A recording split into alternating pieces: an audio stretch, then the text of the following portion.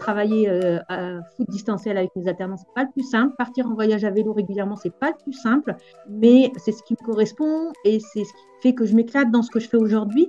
Et souvent, on voit les obstacles sans forcément voir les solutions. Or, il y a toujours des solutions, toujours des choses qu'on peut faire. Bonjour et bienvenue sur le podcast Allez Vas-y. Allez Vas-y, c'est le podcast qui met en lumière les personnes qui ont décidé de donner du sens à leur vie en agissant. Dans ce podcast, vous entendrez des entrepreneurs, des bénévoles qui parleront de leur engagement et nous mettrons aussi en avant toutes les actions positives qui valent la peine d'être partagées. Un mercredi sur deux, retrouvez un nouvel épisode. N'hésitez pas à en parler autour de vous et à vous abonner à nos réseaux sociaux pour être informé des sorties d'épisodes. Et si vous voulez nous aider, 5 étoiles sur Spotify et sur Apple Podcast avec un commentaire, on est preneur. N'oubliez pas notre podcast sur le sport, tout un sport, avec un nouvel épisode chaque vendredi. Et pour terminer, allez découvrir notre nouveau produit qui s'appelle « Votre histoire est un cadeau ». Pour en savoir plus, rendez-vous sur Insta ou Facebook. Votre histoire est un cadeau, tout attaché. Allez, bonne écoute à vous. Je suis avec Aline aujourd'hui, Aline Garnier. Bonjour Aline. Oui, bonjour. Merci de m'avoir invité dans ton podcast. Eh bien, de rien. Et c'est pas courant, mais j'ai reçu de ta part un mail et je t'ai demandé autorisation avant. Tu m'as dit pas de problème. Que je vais essayer de résumer un petit peu, qui fait qu'aujourd'hui tu es présente sur le podcast. Donc, tu m'as dit bonjour Frédéric, j'ai découvert ton podcast à la suite du post LinkedIn que tu as fait sur Alice, Lisa et leur film Le Bon Sens. Donc, je vous invite à aller voir et on le mettra le lien dans les notes du podcast. Donc, tu connais Alice parce que vous avez le même état d'esprit sur l'accompagnement des entrepreneurs, creuser au fond des choses, ne pas cloisonner le développement perso et pro et surtout passer à l'action. Et l'accompagnement des entrepreneurs, tu l'as dit, était ta deuxième activité. La première, c'est coach sportif spécialisé dans les douleurs aux genoux. Et j'ai bien aimé parce que tu as dit, je sais, il y a peu de lien entre les deux. En apparence seulement, et ça j'aime bien, et j'aime bien quand des fois il n'y a pas de lien entre les deux, ça fait aussi partie un peu de mon ADN.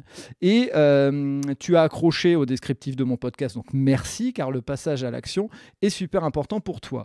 Et donc tu as dit, je pars régulièrement quelques mois en voyage à vélo avec mon mari et ma fille, alors que je suis entrepreneuse. D'abord solopreneuse, puis aujourd'hui avec 2 alternantes dans ton équipe. Et tu me dis que de nombreuses personnes se demandent comment c'est possible et n'osent pas se lancer elles-mêmes, alors qu'elles en ont super envie. Et donc, tu m'as dit, j'aimerais montrer que c'est possible et que c'est parfois plus simple que ce qu'elles pensent. Paf, teasing de malade. Voilà, on casse tout, hop, tac, tac, tac. Et on va démarrer par le portrait chinois avant que tu nous expliques, mais comment c'est possible, comment on peut partir à vélo avec toute sa famille et être entrepreneuse, et que tu nous expliques le lien entre l'entrepreneuriat et les genoux. Voilà. Allez, avec plaisir. Tout un programme. Allez, démarrons par ce portrait chinois. Si je te dis un lieu, qu'est-ce que tu me dis ? Oh, la montagne. J'ai toujours rêvé d'habiter à la montagne. C'est J'habite vrai. à la montagne d'ailleurs. Ah, quel coin dans la montagne, dis-nous ? Les Hautes-Alpes, pas très loin D'accord. de Gap, Ok, d'accord. Ah oui, donc il doit y avoir du plaisir nature assez régulièrement. carrément. Ouais, j'imagine. Si je te demande un plaisir gourmand, il serait plutôt sucré, il serait plutôt salé, ou tu vas me dire je suis une hyper gourmande et c'est les deux ? Ah ouais, carrément, les deux, mais c'est trop dur de choisir et j'aime plein de trucs. Ah, allez, les trucs là où tu te dis ah, j'ai envie de me faire un petit plaisir, ça sera celui-là. Ouais.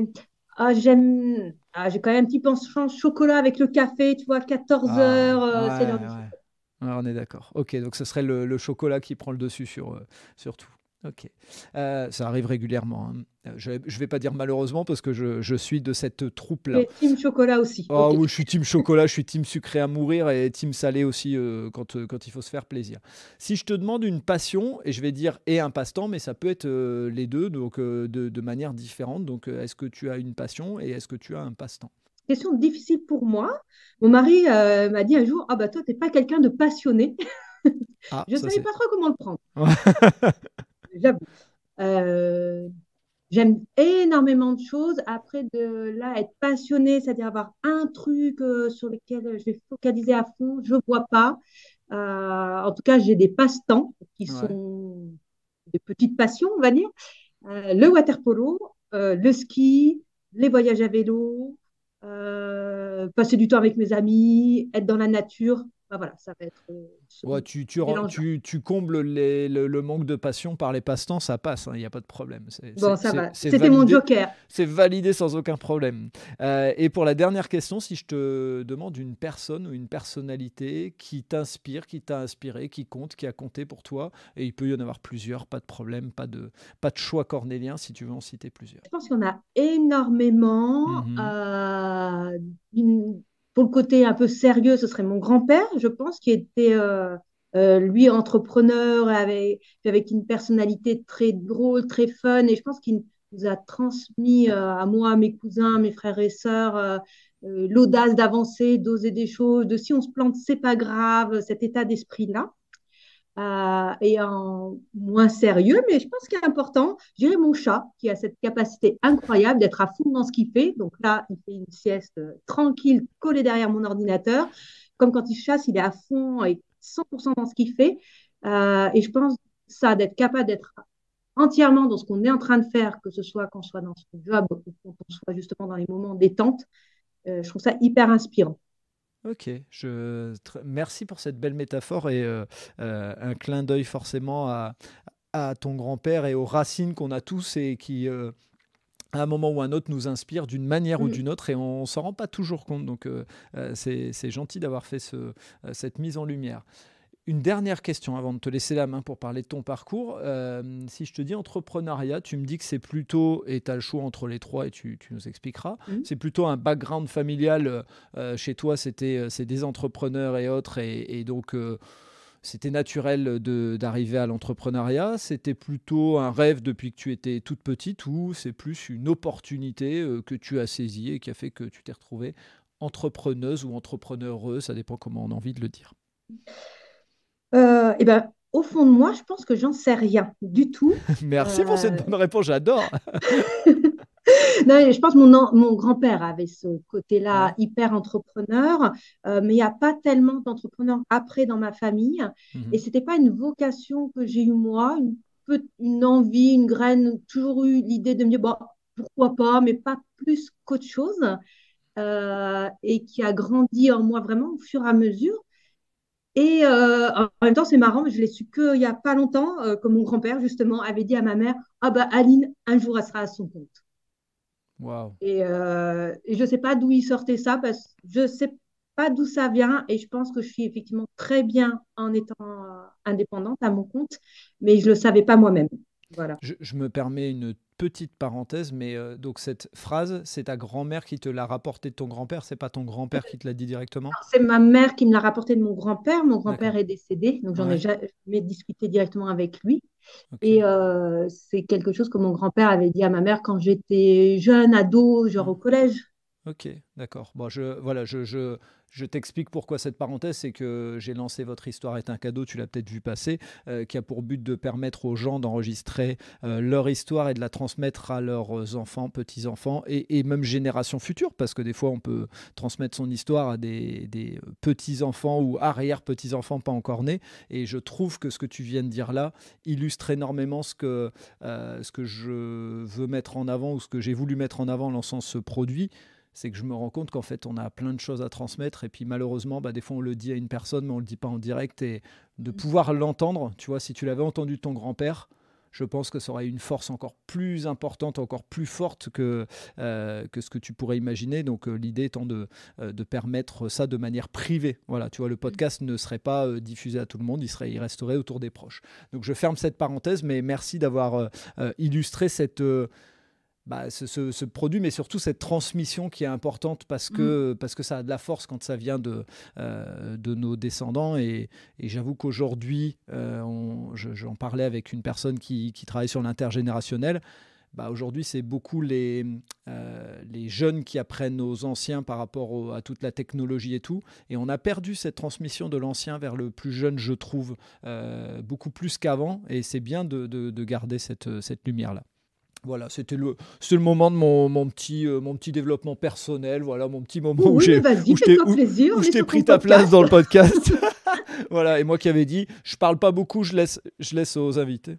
Ouais, les liens familiaux, ça compte beaucoup. Donc, ouais, ouais. Chouette projet, en tout cas. Eh ben écoute, maintenant que j'ai pris mon temps de parole, l'objectif c'est que toi tu prennes le tien et que tu nous expliques un peu ton parcours, tu nous expliques ce qui t'a amené aujourd'hui à être donc coach sportif avec Bouge tes genoux et tu vas nous expliquer ce que c'est Bouge tes genoux et le phare des entrepreneurs, qu'est-ce qui t'a amené à avoir ces deux activités-là et donc quel est le cheminement qui t'a amené vers ça pour que les uns et les autres puissent peut-être demain en ayant un parcours différents du tien, mais où ils se reconnaissent dans certains éléments, se disent eh ben moi aussi, en fait, c'est peut-être possible de devenir entrepreneur. La parole est à toi. Ouais, avec plaisir.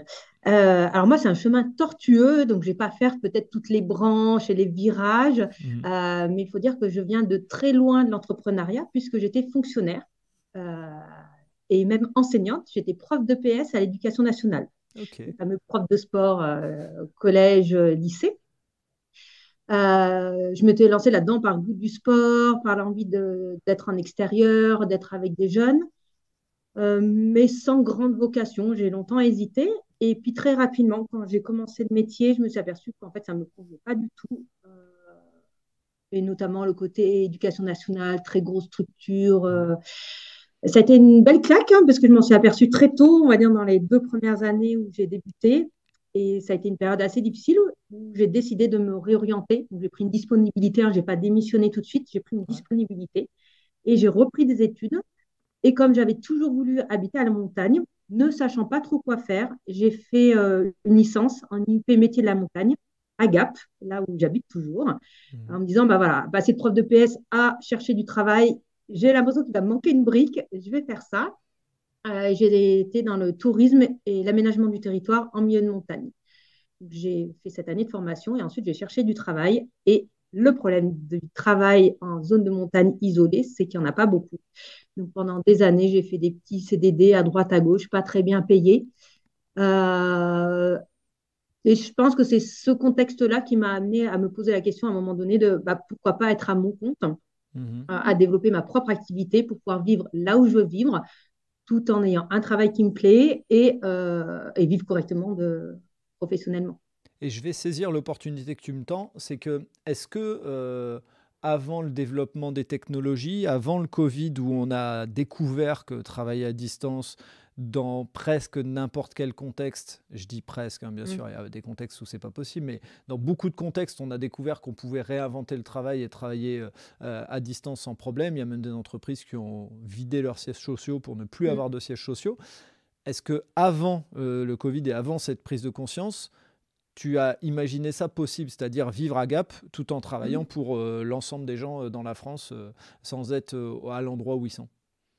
Oui, oui, oui, complètement, Ouais, parce que moi, ma première tentative de créer une entreprise, c'était, je dirais, 2016, donc ouais, avant le Covid. Et j'avais commencé ça tout en ayant un travail salarié, puis entre deux contrats, puis comme j'étais à temps partiel, sur mon temps partiel, donc avant le Covid, et j'ai créé Bouge tes genoux tout début 2019, donc avant le Covid. d'accord, ok. Ouais, moi, plutôt, ça m'a permis une accélération de mon activité en ligne, mais je l'avais vraiment imaginé comme ça. Et même à la fin de mon contrat de travail, donc fin 2018, en fait, à ce moment-là, je voulais développer une activité en ligne parce que avec mon mari, on a toujours aimé voyager. On voyageait souvent entre mes deux contrats de travail, on pouvait prendre des congés sans solde. Et là, on Mhm. avait l'envie de partir plus longtemps. Et lui avait trouvé du travail pour 6 mois en Australie. L'idée, c'est d'aller là-bas. Puis un jour, pour 6 mois et revenir. Et un jour, je me suis réveillée en me disant, mais comme je ne m'imagine pas du tout rester là où on habitera à faire l'école pour ma fille, c'est pas du tout ce que j'ai envie pour moi dans ma vie de tous les jours. Je veux bosser aussi et bah, comment je vais faire. Et de ce comment je vais faire, j'ai eu l'idée de développer une activité en ligne où un décalage horaire hyper important ne serait pas un problème pour ce projet-là de voyage en Australie. Qui ne s'est pas fait finalement, puisque mon Ah mari, quand il d'accord. a demandé à son entreprise, ils ont dit en fait, on va se faire racheter cette année, on ne peut pas garantir le retour, c'est peut-être pas le bon moment. Donc, c'est pas grave, Oui, oui, c'est c'est peut-être sûr. pas le bon moment. Ouais. Ok. Et cette activité en lien avec le voyage, c'était quoi? Explique-nous un peu.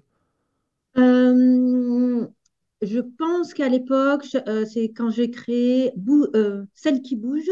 L'idée, c'était d'aider les femmes qui voulaient mettre à pratiquer une activité physique régulière, les D'accord. aider à passer à l'action et de leur apporter à la fois des choses au niveau activité physique et aussi motivation, création d'habitudes, atteindre des objectifs pour les accompagner dans ce projet-là.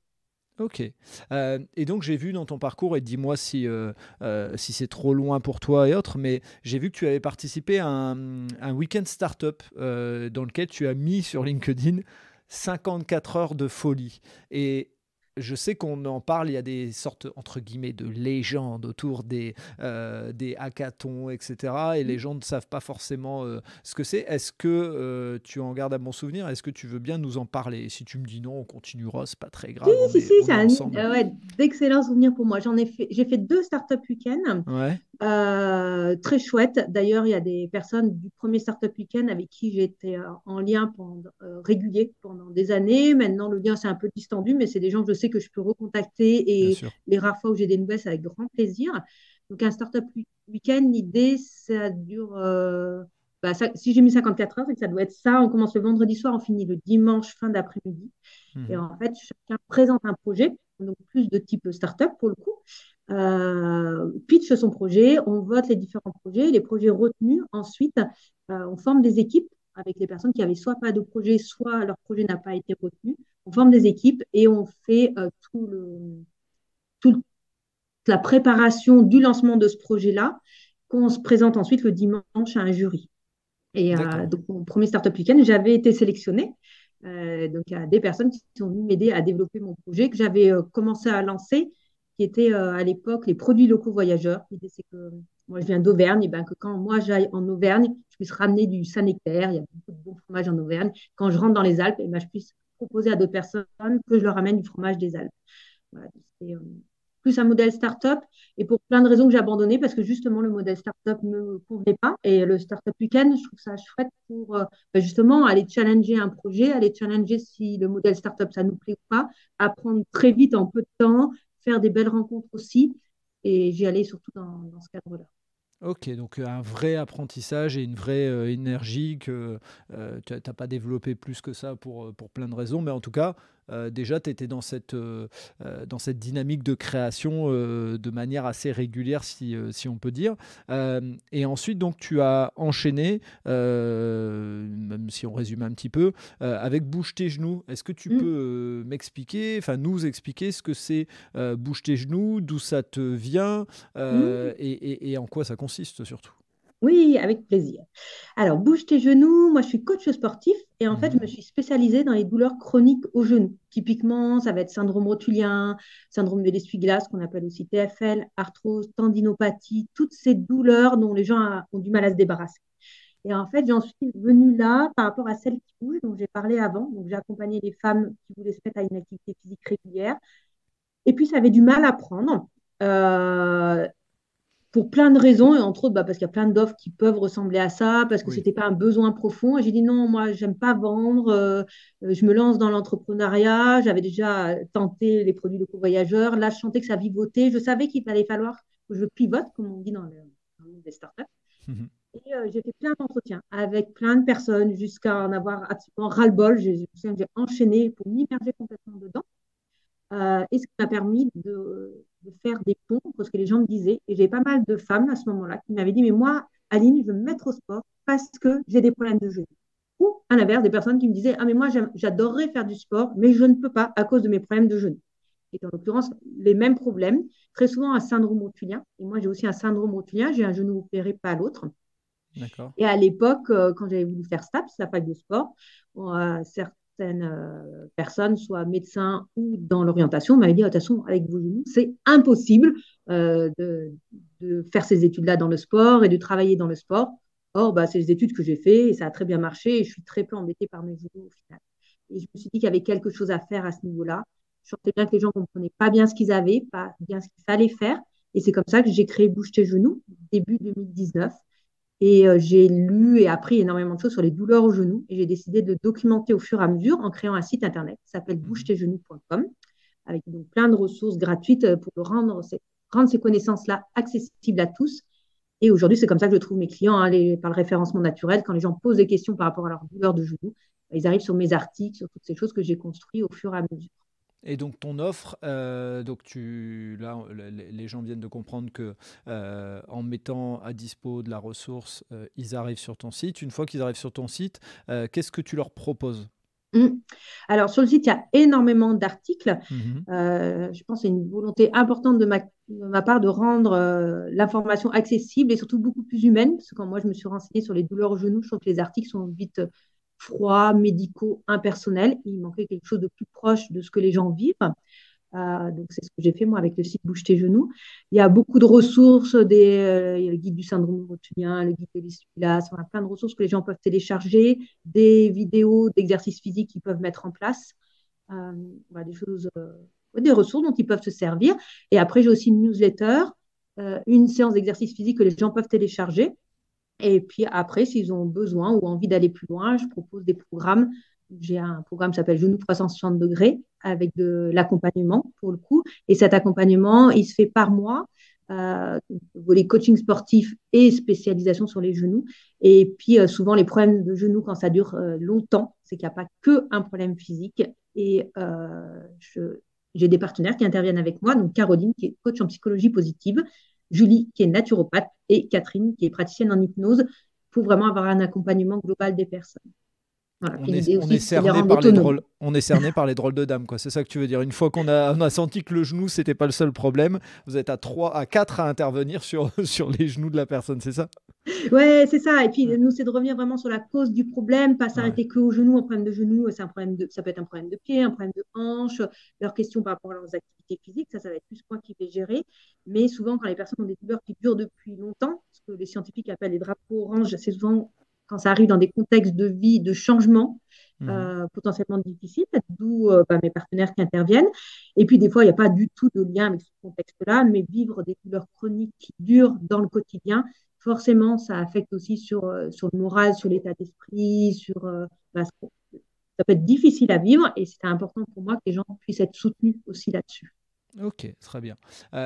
Et donc ça, tu l'as lancé avant, c'est ce qu'on disait, hein, avant le confinement, et à distance, ça n'a pas posé de problème parce qu'on sait que il y a un état d'esprit aussi qui a changé. Hein, on va pas se mentir là-dessus non Oui, plus. Hein, je suppose que toi, tu as dû voir, et dis-moi si c'est vrai, hein, on n'en a pas parlé en off avant. Tu as vu une différence entre l'avant-confinement et le confinement et l'après-confinement sur la capacité à aller chercher du sport et des réponses au sport et de l'accompagnement en ligne et à distance? oui, carrément, moi, ça a été un Ouais. sacré accélérateur, ne serait-ce que parce que je pense que les gens avaient du temps et ils ne Oui, pouvaient pas c'est faire clair. grand-chose. Donc, sur les visites de mon site, ça a explosé. Donc, Ouais. savoir que les kinés, pendant le confinement, ne pouvaient plus pratiquer. Donc, les gens se sont retrouvés très démunis par rapport à Ouais. leur douleur au genou. Donc, ils sont allés chercher des réponses sur Internet, ils sont allés chercher des ressources aussi. Et pendant le confinement, je m'étais lancé un défi qui était de faire une vidéo par jour du lundi au vendredi pendant tout le temps du confinement. Je pensais que ce sera un mois, ça durait 2 mois. Là, j'avais embarqué avec moi d'autres personnes aussi, une sophrologue, un préparateur physique qui lui était au Québec et la naturopathe avec qui je travaille toujours aujourd'hui pour apporter du contenu, soutenir les gens pendant la période du confinement. Et ça m'a donné beaucoup de visibilité. Et puis, depuis le confinement, j'ai plus de personnes qui me posent la question, ah, mais à distance, comment ça peut marcher? Vous êtes sûr? Voilà, ça a mis fin à ces questions-là. C'est vraiment rentré dans les habitudes. Ok, d'accord. Et avant d'arriver sur la partie, parce que les gens, on a fait un teasing de malade, donc les gens, ils attendent qu'une chose, c'est mais comment on part à vélo avec toute sa famille en étant entrepreneur? Tu as créé ensuite en juillet 2020, si je dis pas de bêtises, et tu me dis si je me trompe, hein, mais j'ai mes sources qui s'appellent Monsieur et Madame LinkedIn. Tu as créé le phare des entrepreneurs. Explique-nous un petit peu ce que c'est le phare des entrepreneurs. Alors, le phare des entrepreneurs, c'est ma deuxième activité parce qu'une seule ne suffisait pas à m'occuper. Où là, je fais du coaching et des formations pour accompagner les entrepreneurs, pour les aider à développer leur activité. Je les aide principalement à clarifier leur communication et à simplifier leur stratégie. Voilà, je suis persuadée qu'il y a plein de manières possibles pour développer son activité. Il faut juste trouver ce qui nous convient à nous. Donc, c'est aussi aider les entrepreneurs à mieux savoir ce qu'ils veulent et puis ensuite avoir comment ils veulent le faire. Et voilà, je propose des ateliers, je propose des formations et ça, c'est arrivé un petit peu par hasard. C'était pas prémédité, on va dire. Mhm. Pour Bouge tes genoux, j'ai ressenti le besoin, moi, de créer un groupe d'entrepreneurs avec qui on s'est soutenus, j'ai été au passé, mais en fait, c'est toujours d'actualité. Donc, on s'aide, on s'entraide, on se suit au quotidien. Et puis, j'avais deux, trois petites choses sur lesquelles je voulais travailler pour moi. J'aurais proposé de faire la même chose pour leur propre activité. Et quand j'ai vu ce que ça donnait, ce que ça leur apportait qu'on fasse ça ensemble, je me suis dit, bah, tiens, pourquoi pas le proposer à d'autres entrepreneurs. Et c'est comme ça qu'est né le phare des entrepreneurs. Ok, donc tu as fait du co-développement, chacun a travaillé de son côté et en fait tu t'es dit, bah, tiens, mais ce modèle-là, il fonctionne. Donc ça veut dire qu'aujourd'hui, tu proposes ça aussi, je suppose, à distance, via des visios, via du learning. Comment ça fonctionne? Explique-nous un petit peu. Alors, c'est effectivement à distance. Je travaille en pédagogie inversée et en co-développement. Ça veut dire souvent, c'est en tout petit groupe, quatre entrepreneurs plus moi. Le plus souvent, c'est ça, ou plus un de mes partenaires. Moi, je travaille avec, ça m'arrive de travailler avec d'autres personnes. Et l'idée, c'est d'être soutenu dans la mise en pratique. Donc, les formations, c'est bien, on apprend. Et puis, au moment de mettre en pratique pour sa propre activité, là, c'est là où on se retrouve coincé, c'est là où on a des questions. Et C'est c'est le vrai. moment où on se retrouve tout seul. Mais moi, je voulais l'inverse. Donc, en fait, les personnes sur une plateforme en ligne ont un, un petit cours à suivre, surtout quelque chose à mettre en application, quelque chose de très concret, qu'ils doivent mettre en application pour leur propre entreprise. Et après, on se retrouve en co-développement. Donc, c'est en visio, ça dure 3h30, quatre entrepreneurs plus moi. Donc, on a le temps vraiment de creuser les questions de chacun, soit les questions techniques, que les peurs, les croyances, voilà, tout ce qui peut nous empêcher d'avancer. Et on va travailler sur ce que chacun a fait. Et ce qui est chouette, c'est que comme chacun a fait pour sa propre activité, ben, on travaille vraiment pour soi, on est directement dans l'action. Et l'idée, c'est quand les gens ressortent de l'atelier, ben, tout soit prêt et qu'ils puissent s'en servir tout de suite. Et puis, des fois, je trouve que quand on est tout seul, on a trop le nez dedans pour prendre du recul et on a du mal à avancer. Ben là, comme on travaille tous sur la même chose, mais avec des activités différentes, très souvent, il y a des prises de conscience fortes qui se font parce que ce qu'on ne voit pas pour soi, on le voit pour les autres ou les autres le voient pour nous. Et ça permet vraiment d'aller beaucoup, beaucoup plus loin que ce qu'on pourrait faire tout seul. Oui, tu as totalement raison. Nous, on est embrumés dans nos croyances, dans nos habitudes, nos certitudes, etc. Et on le dit tout le temps, hein, et c'est important, la personne qui se connaît le mieux, c'est soi, puisqu'on connaît nos émotions, etc. Mais de là à être le meilleur conseiller pour soi, c'est pas toujours le cas. Mm. C'est bien d'avoir des ouvertures. Encore une fois, de conseiller, c'est pas toujours une bonne chose parce on connaît pas l'autre, mais de donner des ouvertures, de donner des pistes, et c'est ce qu'on fait d'ailleurs avec ce podcast. Allez, vas-y, hein, c'est de montrer le champ des possibles et de dire tiens, si tu écoutais ce que Aline a fait, peut-être que ça pourrait te donner des idées, ainsi de suite et ainsi de suite. Donc franchement, l'idée est très très bonne, de permettre à des entrepreneurs, et je trouve que ce sur quoi tu as mis le doigt, c'est important, c'est que on est souvent beaucoup accompagné au moment du lancement, au moment de la préparation au lancement. Mm. Mais au moment où ça devient concret, je confirme que dans la plupart des cas, il y a moins d'offres, entre guillemets, il y a moins d'accompagnement possible, et c'est souvent à ce moment-là où ça manque. On a fait tout le travail avant, mais on a fait du travail avant sur du non concret. C'est-à-dire, c'est Mm. comme quand on dit à la personne, écris ton business plan. Super, hein, mais c'est Ouais. un bout de papier non réel puisqu'il n'y a encore rien qui s'est fait. Par contre, quand on commence à avoir les premiers rendez-vous clients et qu'on se fait envoyer dans nos 16 mètres parce qu'on n'a pas bien préparé notre truc, c'est là où ça devient concret. Et je trouve que ce que tu proposes, c'est très intelligent par rapport à ça. Mm. Ouais, ouais. Puis on est vraiment dans le passage à l'action. Il y a beaucoup de Mm. personnes qui vont consommer du contenu et avoir du mal à le mettre en application par Ouais, manque de temps, il y a aussi des fois c'est des peurs, c'est des croyances, hein, oui. pour tout un tas de raisons. Et là, eh ben, comme on fait avant l'atelier et qu'on bosse sur ce qu'on a déjà mis en place pendant l'atelier, ben, les personnes font, s'aperçoivent que ça se passe très bien. S'il y a des choses qui coincent, des fois, ce côté mental, on va le débloquer aussi ensemble en atelier.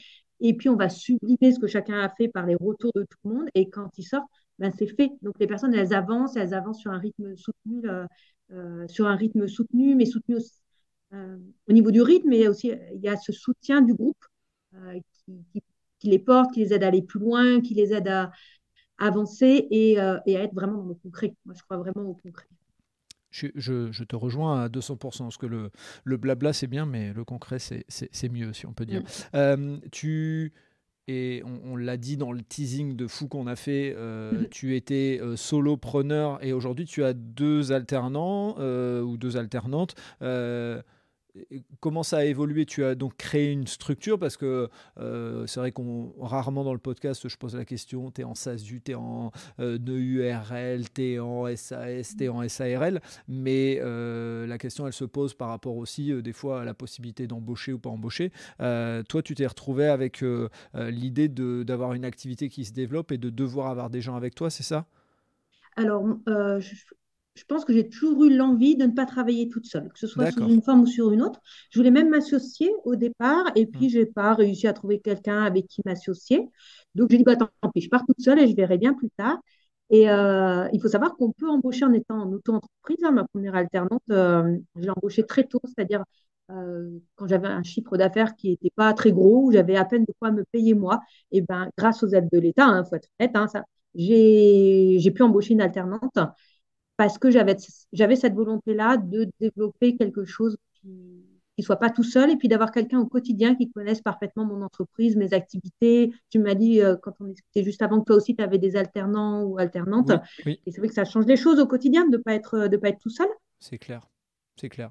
Et c'est bien ce que tu dis parce que je t'avoue que je n'avais pas creusé ce sujet-là, mais de rappeler aux gens que s'ils sont auto-entrepreneurs, je vais y arriver, ils peuvent embaucher. Et c'est bien aussi de remettre un peu en lumière parce qu'on est souvent français, très râleur, très pas content de ce qui nous arrive, mais on oublie hein, que franchement, sincèrement, moi, j'aurais pas d'alternance si j'avais pas eu les aides de l'État. Je le Ah dis oui, moi, en pareil, toute complètement. honnêteté. Ouais, ouais. Voilà. Donc, et il ne faut pas oublier un truc, c'est quand on embauche un alternant, on n'est pas que soit gagnant la plupart du temps, on consacre du temps, on les accompagne et c'est une expérience qui va peut-être les aider à être embauchés demain définitivement ou en tout cas à trouver un job ou en tout cas à gagner en expérience.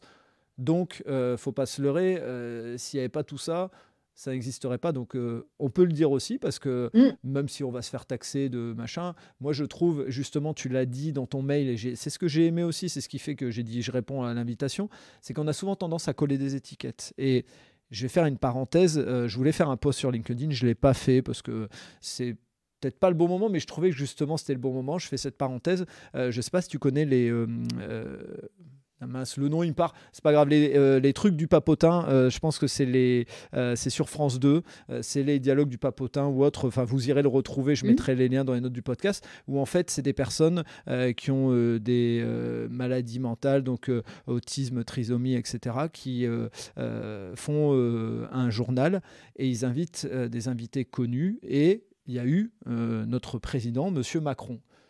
Et qu'on l'aime ou qu'on l'aime pas, moi j'aime bien pouvoir parler des gens en enlevant les étiquettes. Tu vois, c'est un peu comme Mm. si toi aujourd'hui je te croise et je te dis, t'es coach sportif. Et toi tu as envie de dire, bah non, pas que. Enfin, je suis aussi ça, je suis aussi ça. Ouais. Pareil, si t'es en colère, on va dire, ouais, toi, si t'es deux fois en colère, on va dire, t'es souvent en colère. Bah là, il est président de la République. Il y a des missions à faire, qu'on n'aime pas ce qu'il fait, etc. C'est autre chose. Il y a aussi une personne, et moi je l'ai trouvé dans cette émission, euh, hyper humain, hyper à l'aise avec les gens. Et j'avais envie de le dire. Et je me suis dit, bah, en Mm. fait, on peut pas toujours le dire, tu vois. Je trouve qu'on est dans un pays où si j'avais mis un post en disant bravo pour cette compétence qu'il a là, Mm. bah, on m'aurait dit, t'es un pro-Macron. Non, en fait, j'ai juste envie de dire bravo pour ça. Il y a des idées de gens, des politiques que je n'aime pas trop. S'ils disent un truc sensé, je vais dire bah c'est sensé, même si j'aime pas tout le reste. Pareil, un sportif que je vais pas apprécier, s'il a fait un beau geste, je vais dire bravo le beau geste. Et en fait, ça, on a un peu du mal, et je trouve que c'est bien de pouvoir redire de temps en temps à quel point bah, il y a des choses positives qui se font, et là, c'est le cas. Et donc, je voulais réinsister en disant ça Mm. sur l'étiquette, parce que j'ai trouvé génial dans ton mail le fait que tu dises les choses, elles n'ont pas trop de rapport. Et ben moi, je trouve Mm. ça bien. Moi, je trouve top que, à la limite, un entrepreneur il puisse être passionné de pâtisserie et qu'il fasse une petite activité de son activité en pâtisserie, et puis une autre à côté en développement personnel. Et pour moi, il y a des liens. Là, pour moi, quand tu as dit bouge tes genoux, il n'y a pas de lien, quoique. Bah Mm. oui, en fait, quand tu l'expliques, moi j'ai compris les liens. C'est que quand on a mal au genou, en fait, c'est qu'il y a quelque chose qui fonctionne pas chez soi. Et quand on est entrepreneur, quand il y a quelque chose qui fonctionne pas dans son entreprise, il faut être accompagné. Des deux côtés, c'est à peu près la même problématique. Maintenant, comme on aime bien mettre des étiquettes, on ne sait pas le. Et oui, oui. Et puis, c'est ce que j'ai appris en développant Bouge tes genoux qui me donne la compétence et l'expérience pour animer les ateliers du phare. Je trouve qu'il y a beaucoup de formations pour entrepreneurs qui ne sont pas animées par des entrepreneurs qui vivent déjà de leur activité, tout simplement parce que c'est compliqué d'avoir deux activités. Hein. Je ne cache pas Bien qu'il y a sûr. aussi des inconvénients d'en avoir deux. Oui. Là, moi, ça me donne vraiment cette expérience-là. Et puis, ce que j'aime au fond, moi, c'est voir les personnes évoluer et voir passer d'un stade A à un stade B, que ce soit pour leur douleur au genou, que ce soit pour le développement de leur entreprise. C'est ça qui m'intéresse, en fait. Et ça y est des deux côtés. Ben oui, je suis d'accord avec toi. C'est pour ça qu'il y a du lien. Enfin, il y a quand on veut mettre du lien entre les choses, il y en a. Alors, il y a des choses tellement éloignées que c'est compliqué, mais on peut même trouver un point commun. Euh, on a fait un teasing de fou. Si on continue le podcast et qu'on n'en parle pas, ça va pas aller. Les gens vont partir en masse. Les milliards de gens qui écoutent le podcast vont partir et ça serait gênant. Donc, tu as expliqué dans ce mail que régulièrement, tu partais en famille à vélo pendant plusieurs mois et que tu continuais à avoir ton activité. Et moi, j'aimerais bien que tu me parles de ça. Et après, derrière, on enchaînera justement sur la manière dont tu organises le travail aussi, le tien, mais aussi celui de tes alternants ou tes alternantes pour que ça continue à fonctionner, pour que tu puisses donner quelques tips comme tu l'as promis, entre guillemets, dans ton mail, en faisant, entre guillemets, comprendre aux gens que c'était possible. Oui, promis, promis, je vous explique tout. Alors, moi, on a toujours, enfin toujours, depuis très longtemps, avant que ce soit la mode du voyage à vélo, on partait déjà à vélo avec mon mari, plutôt sur les vacances, 15 jours, 3 semaines. On a commencé comme ça. Et puis, on a eu envie de partir un peu plus longtemps, un mois, 2 mois. Donc, c'est ce qu'on faisait comme j'étais salariée, avec des CDD, entre deux CDD à mois. On pouvait partir comme ça un mois, 2 mois, faire sauter l'école à notre fille. Tout le monde nous a dit, profitez-en tant qu'elle n'est pas à l'école. Et puis, quand elle était en maternelle, tout le monde nous a dit, profitez-en tant qu'elle est qu'en maternelle. Et puis, en primaire, on a dit, dépêchez-vous, parce qu'après, au collège, ce sera plus possible. Puis, quand elle est rentrée au collège, on a continué et ça se passe très bien. Puis, on verra, puisque l'année prochaine, elle rentre. Il y a des pays pour lesquels la saison de juillet-août n'est pas toujours la meilleure saison. Donc, ça nous arrive de partir aussi hors juillet-août. Et donc, avant, quand j'étais salariée, c'était entre deux contrats de travail où ça m'est arrivé aussi de négocier des congés sans solde supplémentaires pour pouvoir partir en voyage. Donc, c'est quelque chose qui me tenait à cœur et j'ai créé mes entreprises de manière à rendre ça possible. C'était vraiment un de mes objectifs en étant à mon compte. C'était de vivre d'une activité qui me plaît et puis avoir plus de liberté personnelle. Et je vois beaucoup d'entrepreneurs qui finalement recréent le cadre du salariat autour de leur activité professionnelle et n'y gagnent pas forcément la liberté qu'ils voulaient au départ. Mhm. Et je comprends quelque part parce qu'on peut vite se faire piéger par soi-même parce que développer son entreprise, c'est pas simple et de faire ces choix-là, des fois, me ferme des portes ou en tout cas m'oblige à me creuser la tête un peu plus, à faire des choix plus tranchés pour que ce soit un maximum possible. Donc aujourd'hui, bouge tes genoux, j'ai beaucoup de choses qui sont automatisées. Déjà, je trouve mes clients par le référencement naturel, c'est-à-dire que je bosse ou que je bosse pas, le même nombre de personnes arrivent sur mon site internet, téléchargent ma vidéo, voient la présentation de mes programmes. Et ça, c'était important pour moi, que ça ne Ah, dépende pas toujours de mon effort de travail à moi. avant d'aller plus loin, je me permets juste parce que Vas-y. je voulais pas te couper dans. Mais quand tu dis ma fille, c'est toujours possible et que tu dis que juillet-août, c'est pas toujours la bonne période, ça veut dire qu'aujourd'hui, ta fille qui est au collège, donc si tu as dit l'année prochaine, elle va au lycée, je suppose qu'elle est en troisième au En collège. troisième, ouais. Voilà, donc bon, ça fait un lien, ça nous fait un lien commun avec mon plus grand. Euh, quand elle va pas, quand vous partez à vélo hors juillet-août, je suppose que ça veut dire que tu pars au mois d'avril, Et comment ça s'organise avec le collège? Tu demandes une autorisation d'absence, elle fait l'instruction en famille, comment ça Comment s'organise ça se passe si... très Ouais, concrètement, ouais. ouais.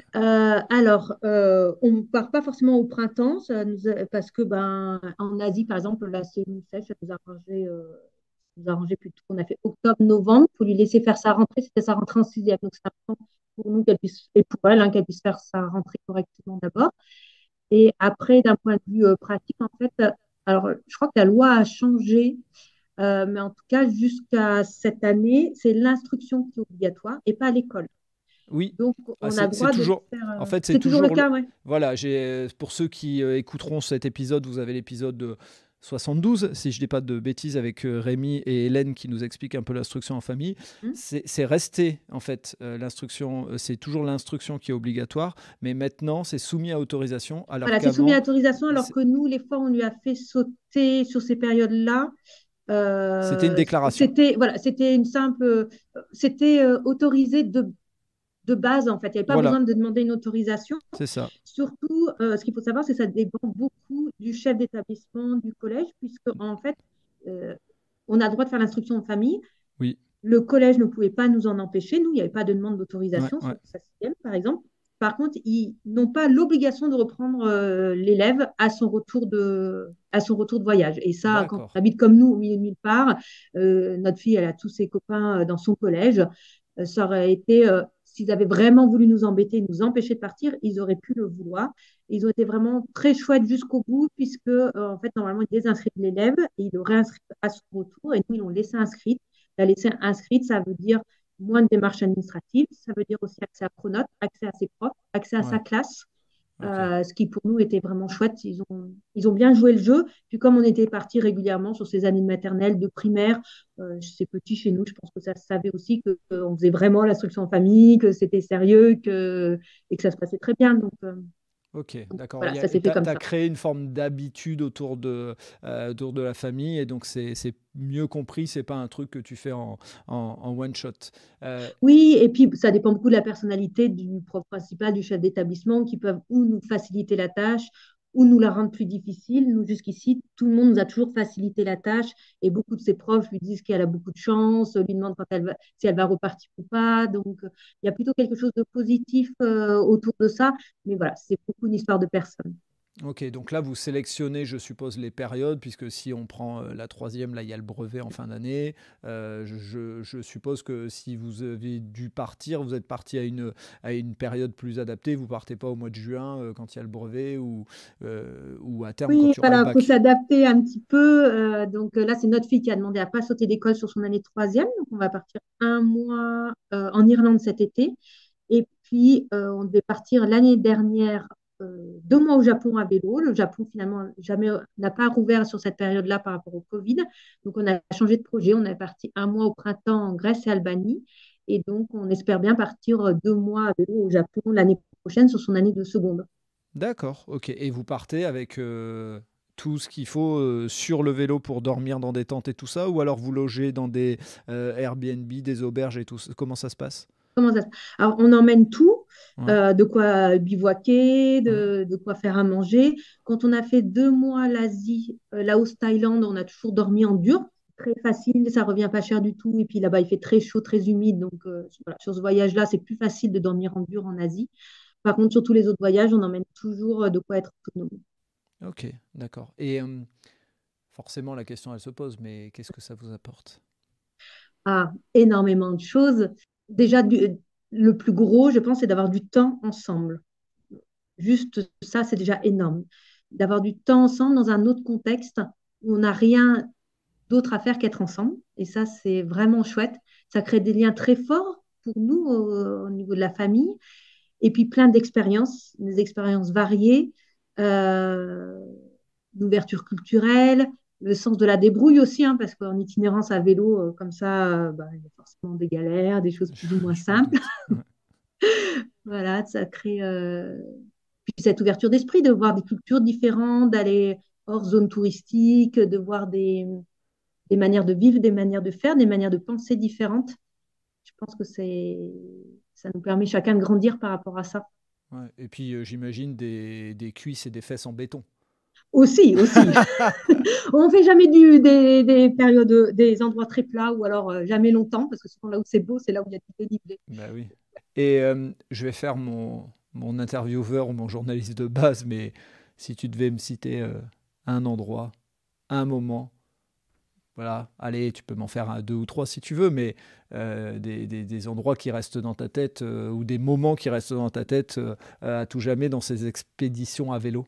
Alors, c'est très dur parce qu'il y en a plein, et souvent quand Ouais, on rentre de 2 mois de voyage, les gens nous disent ah, racontez-nous. Et c'est hyper dur parce je qu'en fait, comprends. c'est tout un ensemble. En tout cas, très souvent, c'est-à-dire presque toutes les semaines, on a une référence à quelque chose qui s'est passé lors d'un voyage. parce que on a gardé des habitudes ou ça nous fait penser à quelque chose. C'est vraiment quelque chose qui reste. Après, un moment marquant qui peut revenir régulièrement ou en tout cas qui est fort pour nous trois, c'est la sortie de Chiang Mai à vélo. On s'est retrouvé dans des montagnes avec des dénivelés de folie. Mais on savait hein, que pour sortir de ce trou-là, ça allait être difficile. Alors, Mais en fait, c'est du... dis-moi quel pays c'est parce que je vais Ah, éviter de pardon, dire. en Thaïlande. En Thaïlande, ok, pour être En sûr. Thaïlande.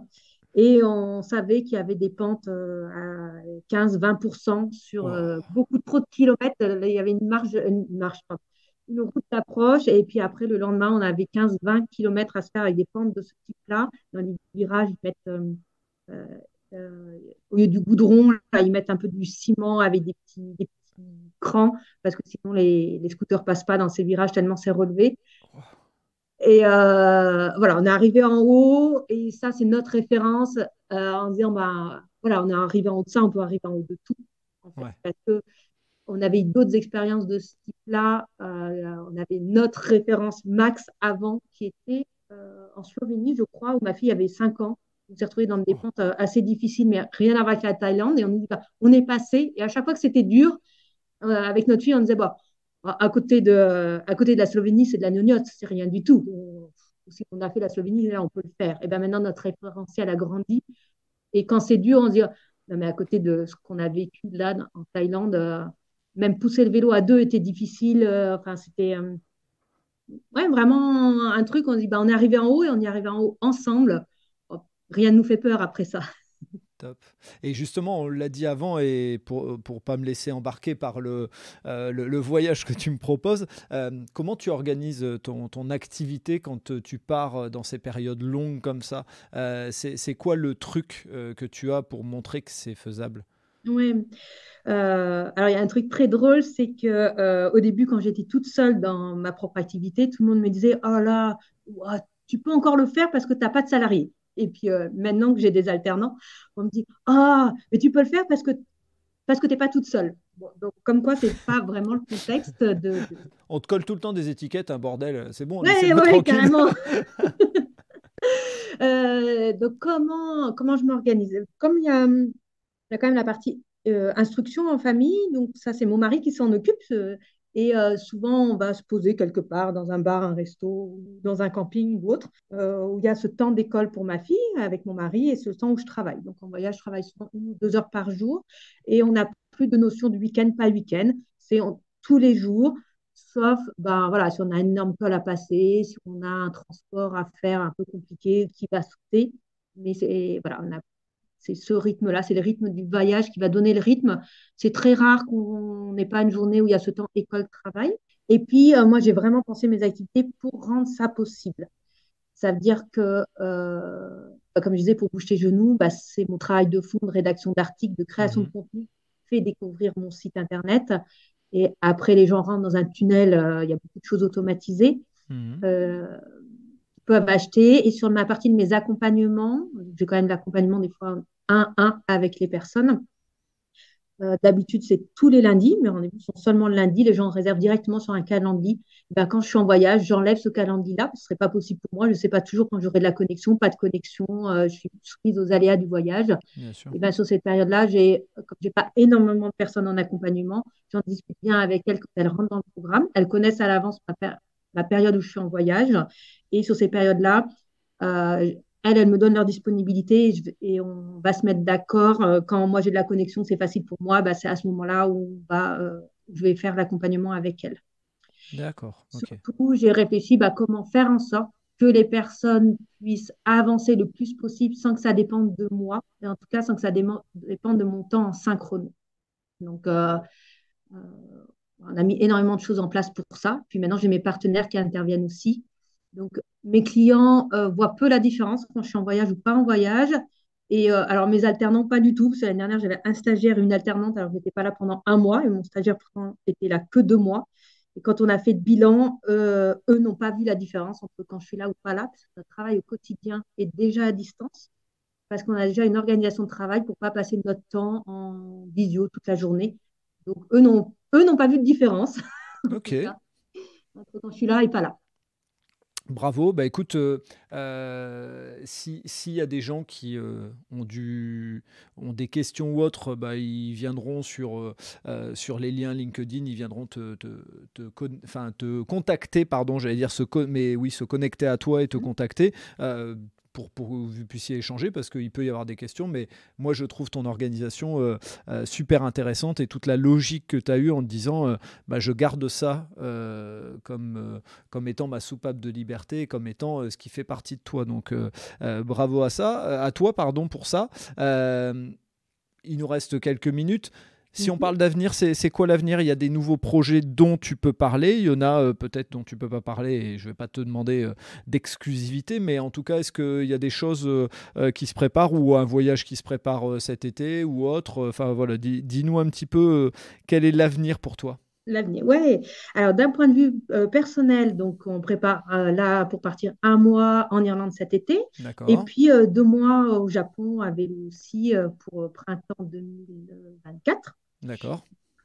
Au niveau bouge tes genoux, on affine, on peaufine, on améliore toujours ce qu'on fait. Donc, on est Mhm. là plutôt sur peut-être de la continuité, de l'amélioration. Et pour le faire des entrepreneurs, là, on va lancer une nouvelle formation pour aider les entrepreneurs qui sont au palier supérieur par rapport à la formation que je fais actuellement qui s'appelle Propulsion, qui est en Mhm. gros bah, comment démarrer son activité, trouver ses premiers clients. Et là, ce sera pour la suite, les personnes qui voilà, ont des premiers clients, ont des premières rentrées d'argent, mais sentent que bah, ce n'est pas suffisant et qui auraient envie d'aller plus loin. Donc, Ok, ok. et Donc dans l'action, donc on lance un lancement inversé. On lance. Si on n'a pas suffisamment de personnes, ben on lancera un autre projet. Si on a suffisamment de personnes qui nous suivent, et ben on continuera sur cette voie. ok, bah écoute, vraiment super. Avant de terminer, te laisser éventuellement le dernier mot, je voulais faire un clin d'œil à Alice et Lisa qui, grâce à leur film Le Bon Sens, qui première diffusion aujourd'hui en plus. On est Oui, le 23 ce mars. soir. Ce soir, oh là là, et tu vois comme quoi les planètes sont alignées. Donc je leur fais un clin d'œil, bien sûr, le moment où sera diffusé ton podcast, ça sera peut-être beaucoup plus tard, mais en tout cas, nous, on sait tous les deux que là, aujourd'hui, c'est ce soir leur lancement et c'est grâce au podcast que j'ai fait avec elles que toi, tu es venu vers moi et ainsi de suite. Donc voilà, il me fallait, c'était important pour moi de leur faire un clin d'œil. Et avant de terminer, est-ce que vu que c'est ton podcast, est-ce que tu as quelque chose à rajouter, quelque chose que tu voudrais dire dont on n'aurait pas parlé? Oui. Euh, Peut-être de faire passer un message Mhm. qui synthétise peut-être ce qu'on a dit là, mais c'est important d'oser suivre la propre voie qu'on veut pour soi et pas les modèles tout près qu'on voit. Et ce ne sera pas forcément le chemin le plus simple. Hein. Travailler à foot distanciel avec mes alternants, ce n'est pas le plus simple. Partir en Mhm. voyage à vélo régulièrement, ce n'est pas le plus simple.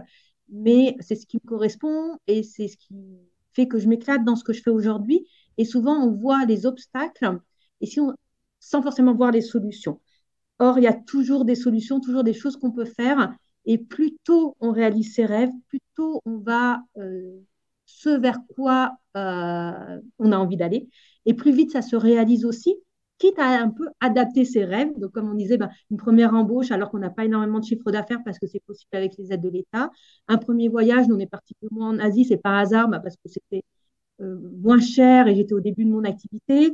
C'est des fois, bah, on ne peut pas partir 2 mois, mais déjà le faire ne serait-ce que 15 jours, 3 semaines, et ben, ça nous oblige à goûter à nos rêves et c'est ça qui donne le courage et l'énergie d'aller les réaliser complètement ensuite. Que veux-tu que je rajoute à ça? Rien, il n'y a rien à rajouter. Voilà, on finit par un super message que